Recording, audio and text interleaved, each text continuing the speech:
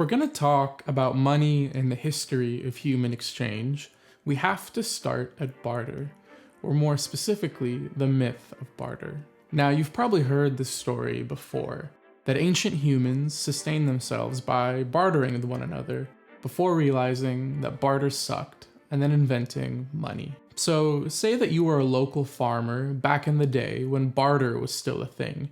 You'd probably offer up your vegetables to your neighbors in exchange for the other necessities of life that you don't produce. You'd head over to the butcher and trade your vegetables for fresh meat, and then over to the weaver for clothes, and then maybe to the blacksmith for tools. Economists call what's going on here a coincidence of wants.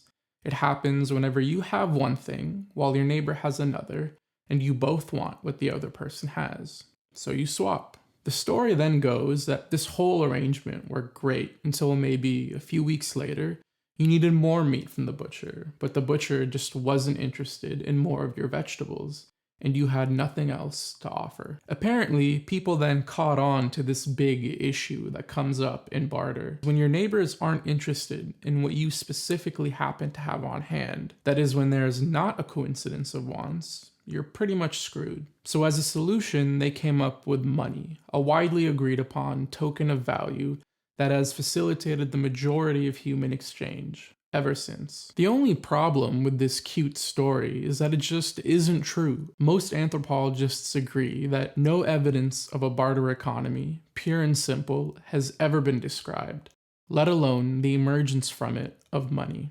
The issue with this barter evolved into money myth isn't just that it's a widely accepted idea that we don't have any evidence for. It's also the fact that the myth has colored the way that we think about people at their core. But we'll talk about that later. First, if most human communities never really bartered at scale, how did people trade before money was invented?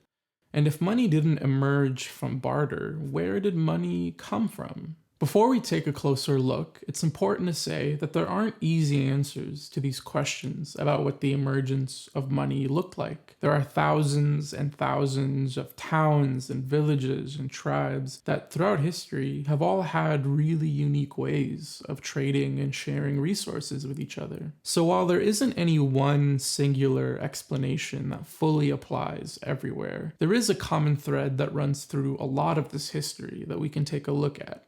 The gift.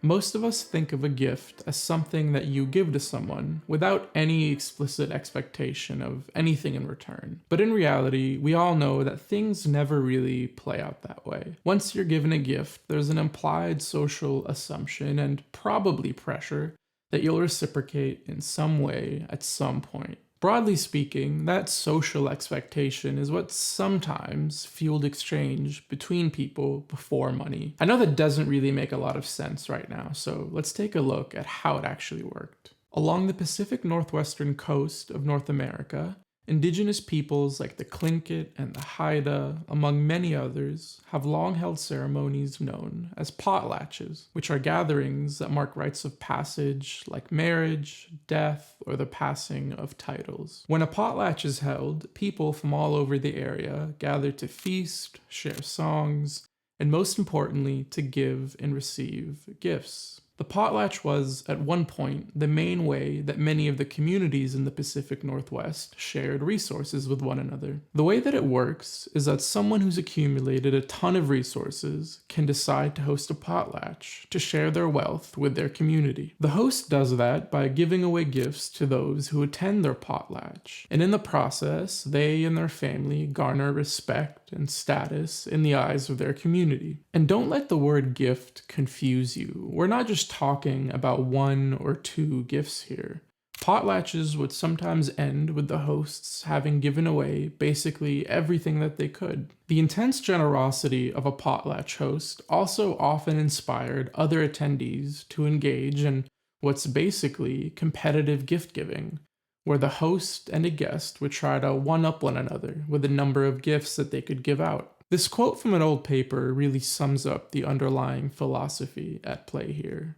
Virtue rests in publicly disposing of wealth, And accumulation of wealth in any quantity is unthinkable unless it be for the purpose of an immediate redistribution. Basically, the people who were giving stuff away at the potlatch were sometimes left with pretty much nothing, but they knew that they'd be okay because everyone who received a gift would feel obligated to reciprocate in some way for the sake of community and for the sake of their own reputations. The obligation to reciprocate had essentially created a web of unspoken but very real debt, where at any point in time, most families probably felt themselves to be in the debt of at least several others. And so, because of that, the collective's resources were never static. Gifting through the potlatch had created a system of continuous wealth redistribution, a system where everyone was taken care of by the people around them. Adam Smith, who many call the father of modern economics, is the guy who's responsible for the modern popularity of that myth of barter that we talked about earlier. And when he lays his ideas out, he also implies that it's just human nature to only do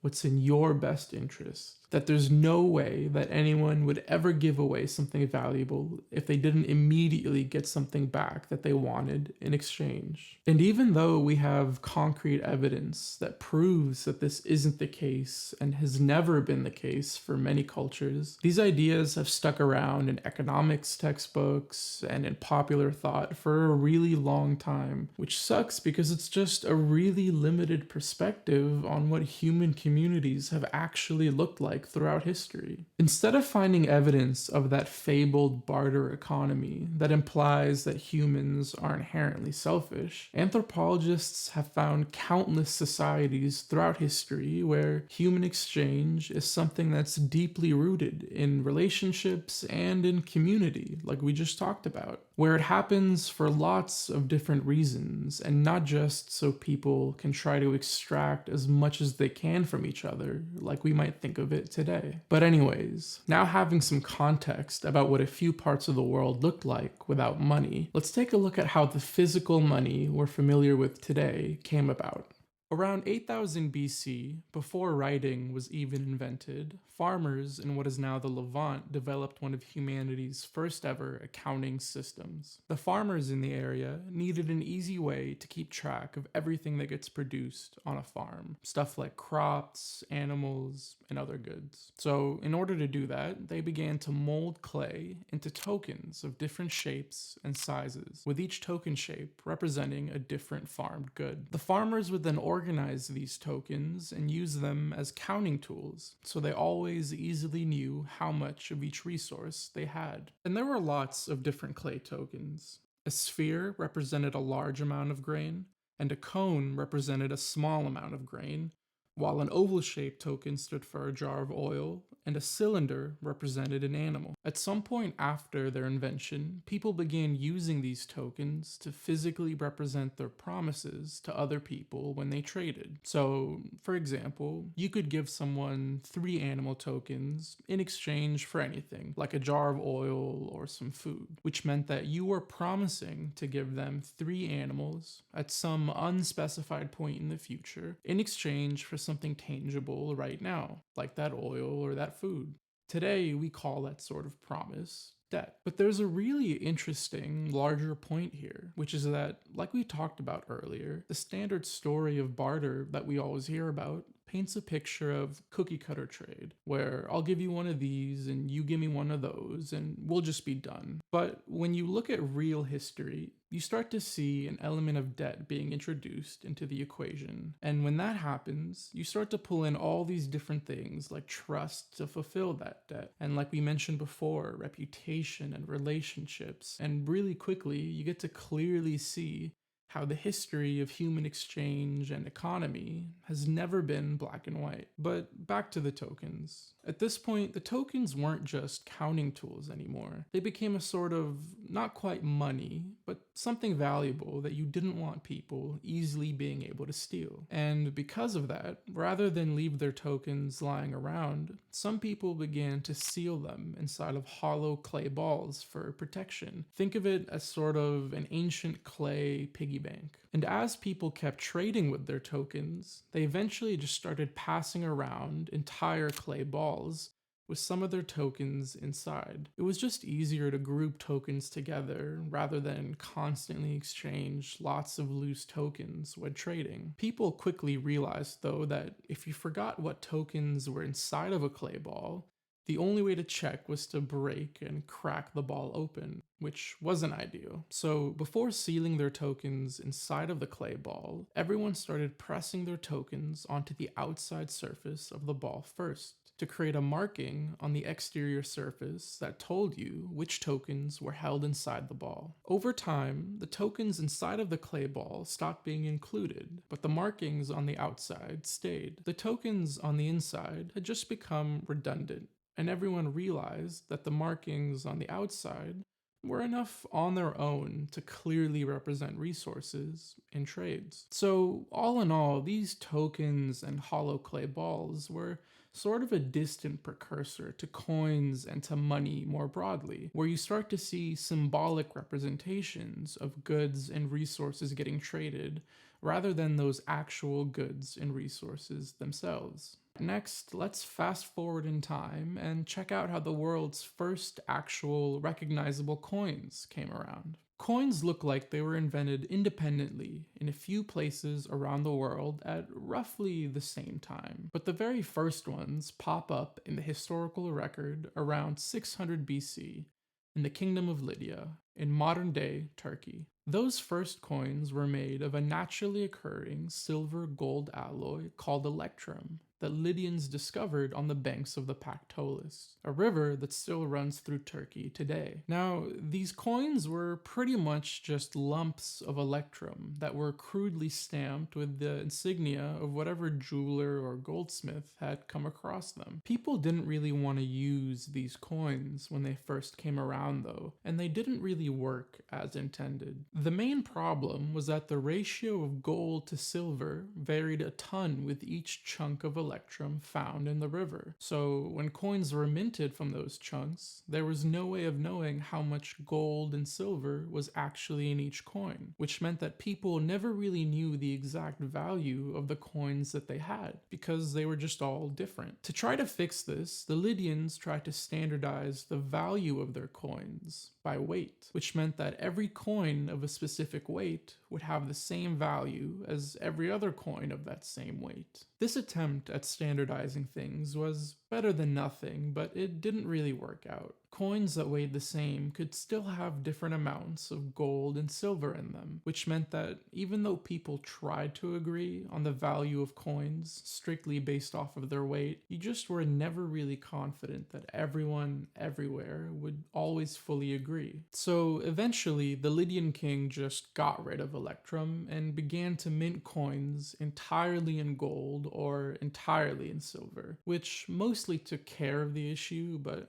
coins still took a long while to become popular. What I think is interesting, though, about this story is that coins and money more broadly, from today back to their very beginnings, have always been constructs. Things that exist as they do only because we try to agree or are forced to agree that they should. But we'll talk about that in the next section. Like I mentioned, though, coins didn't immediately take off like you'd expect them to after their invention. But eventually, after a few hundred years, they slowly started to spread around, and they fundamentally changed what human society looked like. And they directly led to the next chapter of this story, the invention of paper money. Coins were invented in China around roughly the same time that they came on the scene in Lydia, probably just a tiny bit afterwards. But instead of electrum, early coins in China were made of bronze. The thing about bronze, though, is that it isn't all that valuable of a metal, so it took tons and tons of coins, often over 1,000,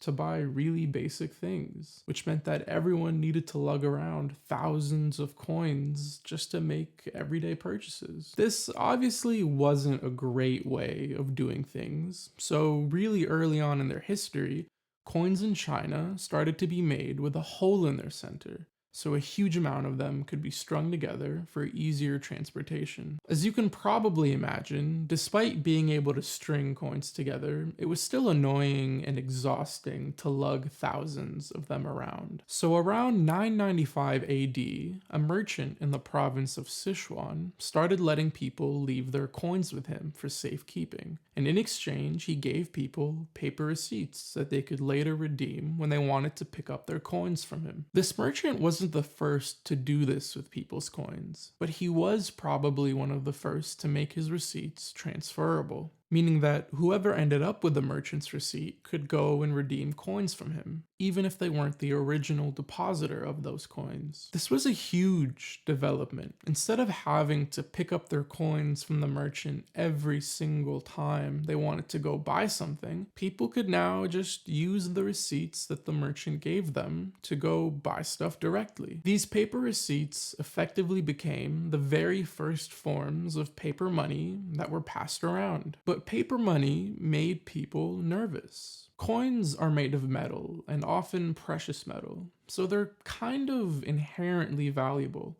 and have been for a long time. If you got coins from someone back in this time, you could probably tell whether they were fake or not, and you were also pretty sure that they would always hold at least some value. But none of that was true for paper money in its infancy. The paper money itself wasn't inherently valuable like coins were, and it was also really hard to confirm whether any bills you had were real or well-made counterfeits until you went out and tried to redeem them. So naturally, in the early days of paper money, people were apprehensive about it. And that apprehension was a real problem for leaders who liked the idea of a form of currency that they could fully control and make more of at will. So to address that nervousness, around 1260, the Mongol leader Kublai Khan, who was ruling over China at the time, issued his own paper currency, and made it a crime that was punishable by death to refuse to accept it, and also a crime to use bronze coins in trade at all.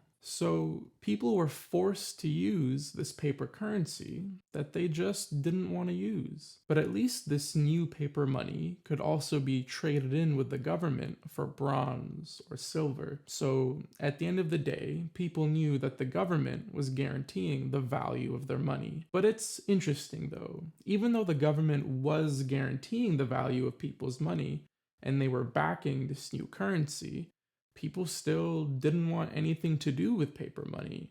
The government had to threaten them with violence to get them on board, which shows you just how terrified and scared and freaked out everyone was about the whole idea. In 1287, the Mongol government again issued and enforced a new kind of paper money. But this time, the government refused to exchange its paper money for precious metal like it had before, meaning that these new paper notes didn't represent coins, metal, or anything else that was physical and tangible.